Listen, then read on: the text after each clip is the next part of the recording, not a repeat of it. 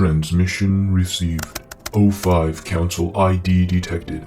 Playing log now. SCP-7983. Object Class Euclid. Special Containment Procedures. Effective containment of SCP-7983 is contingent on the separation of the three marking totems it uses to manifest, hereby referred to as SCP-7983-1, SCP-7983-2, and SCP-7983-3. The totems are to be kept under remote surveillance at separate low-staff Foundation facilities away from major population centers. These facilities are as follows: SCP-7983-1 in Resnier Site 45, Indian Ocean. SCP-7983-2, Site 120, Outpost 3, Poland. SCP-7983-3, Observation Post Nemo at Point Nemo. SCPs are to be contained under a two-factor biometric lock and rotating staff. All other non-essential roles in containment should be highly automated, as outlined under TAK, Throw Away the Key, Procedures. See Safety Without Numbers by Dr. Noah Bowden. If access to SCPs 7983's 1, 2, and/or 3 is deemed necessary, the relevant Level 4 personnel will arrange the delivery of a biological sample to arrive within 3 to 14 business days. It should be noted that the goal of containment for SCPs 7983-1 through 3 is not to keep them in. It is to keep compromised Foundation personnel out. SCP-7983 itself provides minor security risk. Radio frequency, RF, shielding should be used to prevent dissemination of SCP's lure via fake radio advert while in containment. Should it manifest, SCP-7983 can be contained in any sealed room tall enough to house it. It is either unable or unwilling to break through even weak barriers, such as annealed or tempered glass. Description: SCP-7983 is an entity resembling the cereal mascot Clover from popular kids' cereal Magic Munchos. It stands 2.5 meters tall, 8 foot 3 inches when hunched, with misproportioned arms and legs and a tall, broad-brimmed top hat contributing to its height. Its leprechaun mimicry is not incidental, as an update to Clover's design on Magic Munchos boxes in 2010 prompted a similar change in SCP-7983 in all subsequent manifestations. In March 2010, General Mills made minor cosmetic updates to Clover's outfit, as depicted on boxes of Magic Munchos. Included among these changes was the removal of the character's green scarf. Subsequent manifestations of SCP-7983 following these changes confirmed the matching disappearance of the entity's green scarf. The entity's dress is in faded imitation of Clover's, that being a dirty green swallow-tailed evening coat, red and white striped stockings, and green curled point poulain shoes.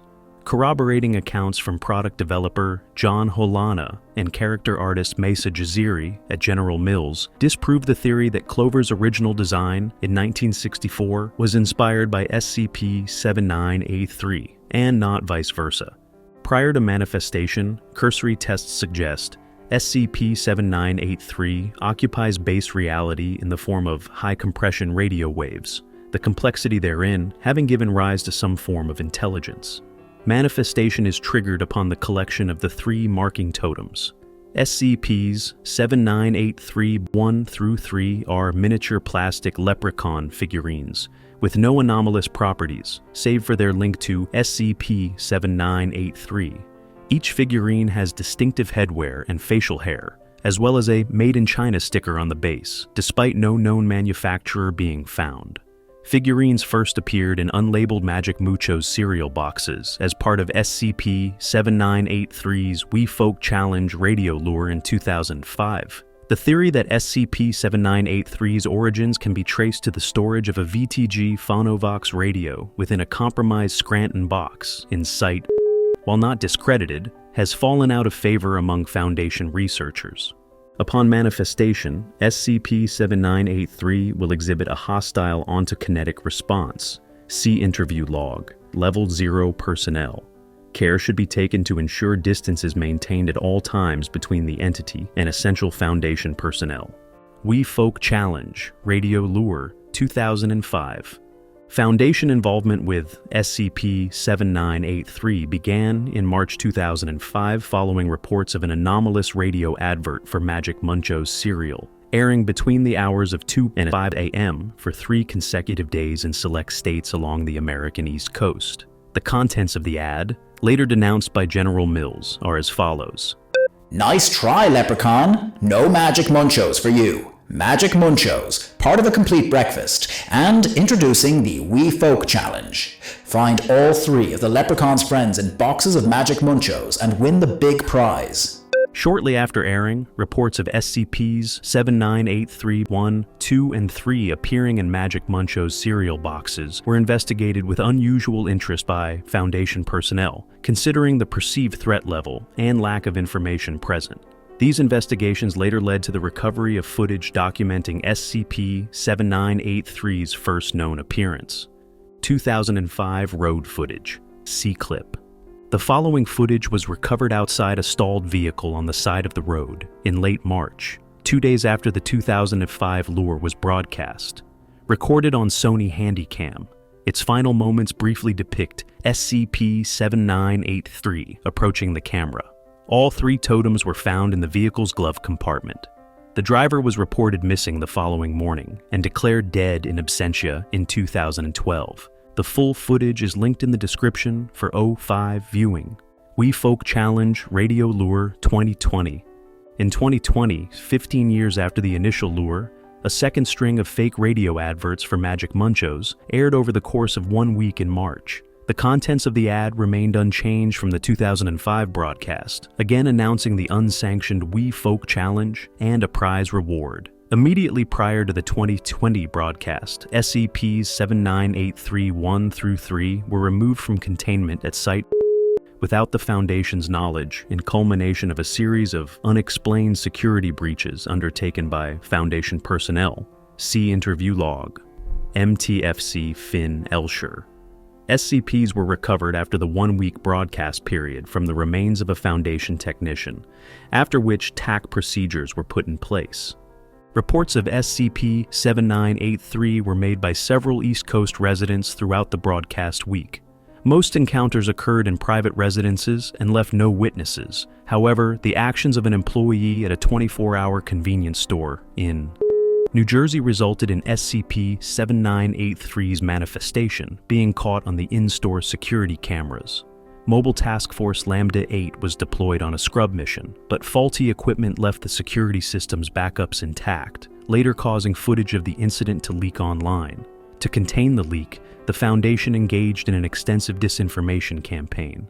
This in large part consisted of flooding the internet with spurious first-hand accounts attesting to evil leprechauns and related folklore, as well as the dissemination of obviously doctored AIC-generated images.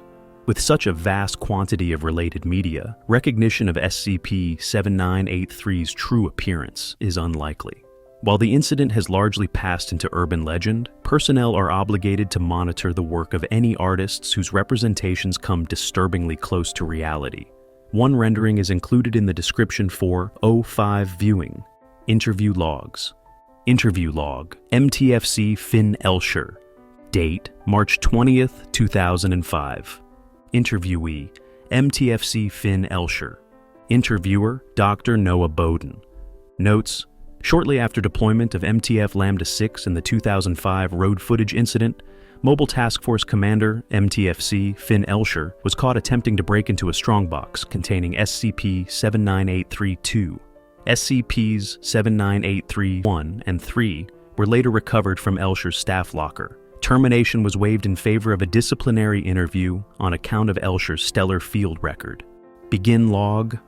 How are we today, Finn? Not great. I think we worked together on that damn bird, SCP-7181. Do you remember that? Sneaky bastard, yeah. Dr. Bowden is instructed to continue with the interview. Tell us your name. Finn Elsher. Why do you think you're here, Mr. Elsher? Breach of containment. Unprofessionalism. Probably a dozen other things. Be specific. I tried to steal a plastic leprechaun. SCP-79832? Yes. Do you remember trying to steal it? Yes. Do you still want to steal it, Finn? I don't know. What makes you... I'm just being honest. I won't know until I see one of those things again. What would you say if I told you the totems display no anomalous properties on their own? Well, Noah, I'd say, why the hell did I throw away my career for a kid's cereal toy then? Our working theory is that SCP-7983's ontokinetic influence extends. Dr. Bodine is instructed to continue with the interview. I don't get what draws everyone to these toys. You're aware of the conditions for SCP-7983's manifestation? You got very close. Is that what you wanted? I don't remember. Okay, let's move on. So what's going to happen to me and my team? That depends on your reaction. To what? MTFC Elsher suddenly becomes agitated. You have it, don't you? Dr. Bowden produces SCP-79832 and places it on the interview table. Monitors confirm a spike in MTFC Elsher's heart rate. I think I remember now. What do you remember? There was a prize. A prize? Collect all 3, get a big prize. Yeah. MTFC Elsher grows increasingly restless. You don't look so great, Finn. Ha, is that a threat? What prize? MTFC Elsher attempts to grab SCP-79832. Section omitted. Finn, tell me, what prize? End log. Interview log. Level 0 personnel. Date, March 24th, 2020. Interviewee, redacted. Level 0 personnel. Interviewer, Dr. Noah Bodin. Notes, redacted is a maintenance worker at site, unknown, who encountered the remains of a Foundation technician in illegal possession of SCPs 7983, 1, 2, and 3. It is presumed SCP-7983 manifested in response to the 3 totems and had just dealt with the technician when the Level 0 personnel arrived. The worker was alone with SCP-7983 for 3 minutes before help arrived, after which time she showed symptoms indicative of a severe ontokinetic attack. As one of the entity's only surviving witnesses, her testimony was deemed invaluable to the Foundation, and she was granted Provisional Level 2 clearance. Begin log. I'm told we have medicine for that, yes? Is it safe? Sorry, I'm not that kind of doctor. Your lucky help arrived when it did. Can you tell me the state of the body when you found it? Level 0. Personnel speaks in frequent stops and starts. Her responses have been edited in the interest of clarity. Dead. Anything else? He was dead. Was it clear how he died? No. If you had to guess, I'm sorry, I thought you wanted to know about the, we'll discuss the entity in a moment. Okay. Do you want to take a break? No, I don't want to start over again. Did you see any cereal? What? The autopsy found a lot of cereal. Not just in the stomach.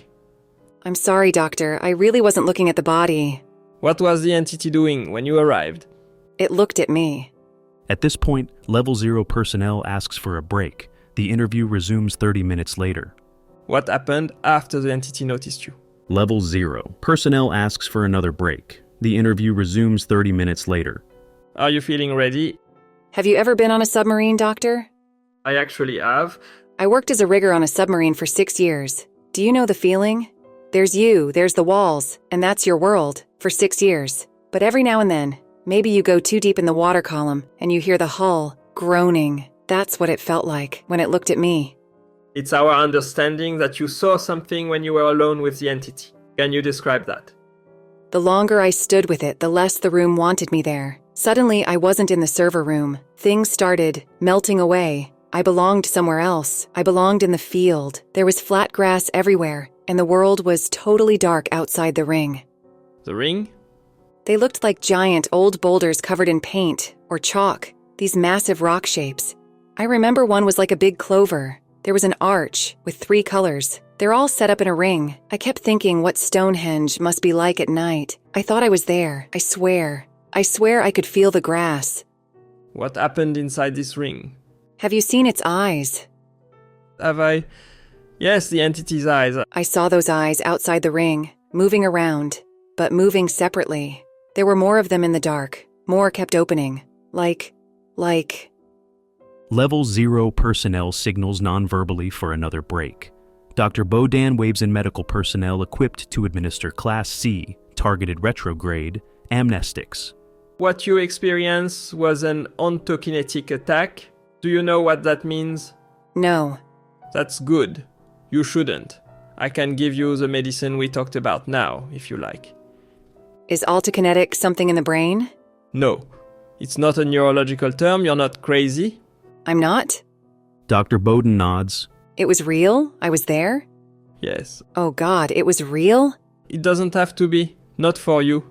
Dr. Bowden's note. A sense of not belonging is characteristic in those suffering an ontokinetic attack. Local reality is distorted until a certain threshold or tipping point is reached, after which the space becomes entirely governable by the entity. Prior to this tipping point, it is not uncommon for a victim to feel like they don't belong in local space, as their existence in the entity's forthcoming reality takes precedence in their mind. End log. Interview log, SCP-7983, date, April 11th, 2006.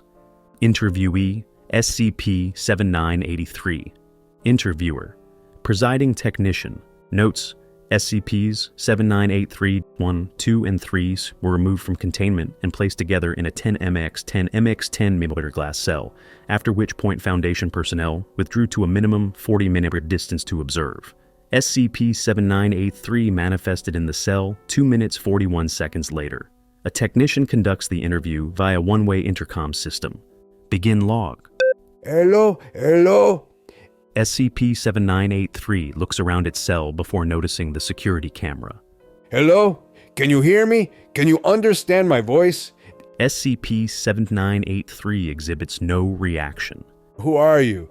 SCP-7983 exhibits no reaction. Technician is instructed to speak a series of words in an attempt to provoke a reaction. Clover? SCP-7983 exhibits no reaction. Leprechaun? Magic Munchos? SCP-7983 begins to whistle the Magic Munchos cereal jingle. Cereal? General Mills? Lucky. SCP-7983 appears to lose interest and demanifests. Should I keep going? End log. Interview log. SCP-7983. Date, April 12th, 2006. Interviewee, SCP-7983. Interviewer, Dr. Noah Bowden. Notes, SCPs 7983, 1, 2, and 3 were removed from containment and placed together in a 10 mm glass cell, after which point Foundation personnel withdrew to a minimum 40-minute distance to observe. SCP-7983 manifested in the cell 1 minute 58 seconds later. At the suggestion of Dr. Noah Bowden, a tabletop radio is placed in the cell. At a distance of 30 meters, Dr. Bowden eats a bowl of Magic Munchos cereal, refilled as needed, in view of SCP-7983, which seems to hold its attention. Dr. Bowden conducts the interview via one-way intercom system. Begin log. Are we sure it even understands language? Who's to say it's not just mimicking or remixing all cereal ads when it sends out its broadcast? Hey, blink your eyes if you understand me. SCP-7983 exhibits no reaction. Magic Munchos. SCP-7983 begins to whistle the Magic Munchos cereal jingle. Is that your only trick? The radio in SCP-7983's cell buzzes with static. Dr. Bowden momentarily spills his cereal.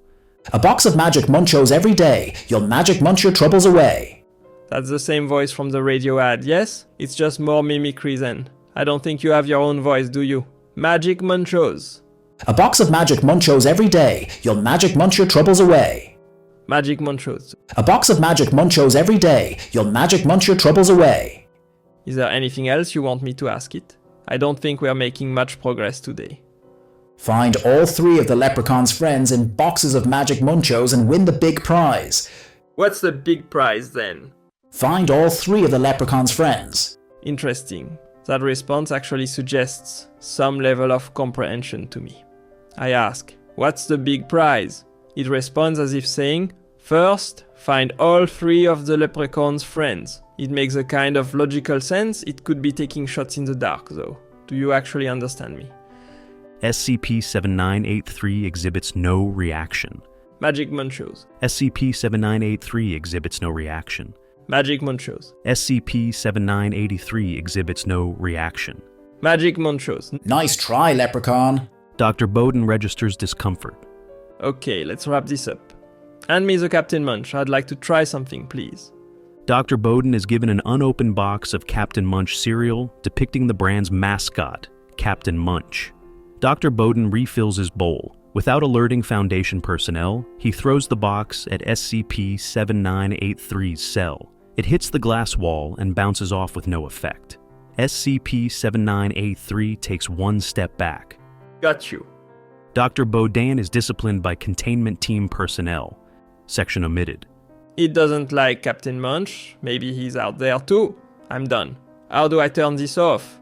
No magic munchos for you. No magic munchos for you. Yeah.